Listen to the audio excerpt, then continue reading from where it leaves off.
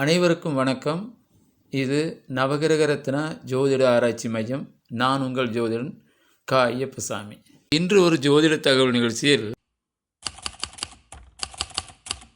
நீங்கள் போன பிறவியில் பாவம் செய்தவர்களா என்ற வரிசையில் போன பதிவில் சூரியனை பற்றி பார்த்தோம்.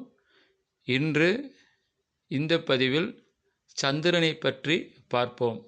உங்கள் ஜாதகத்தில் சந்திரன் 6, 8, 12 மறைந்திருந்தாலோ, சூரியனோடு அஸ்தமன தோஷத்தில் இருந்தாலோ, பாதகஸ்தானத்தில் இருந்தாலோ, திதி சூன்ய ராசியில் இருந்திருந்தாலோ, கிரகண தோஷம் அடைந்திருந்தாலோ உங்கள் ஜாதகத்தில் சந்திரன் கெடுபலனை தர ஆரம்பிப்பார். காரணம், நீங்கள் போன பிறவியில் அம்மாவை சரிவர கவனிக்க தவறியவர்கள், துர்க்கையம்மனுக்கு வழிபாடு செய்து வேண்டியதை நிறைவேற்ற தவறியவர்கள்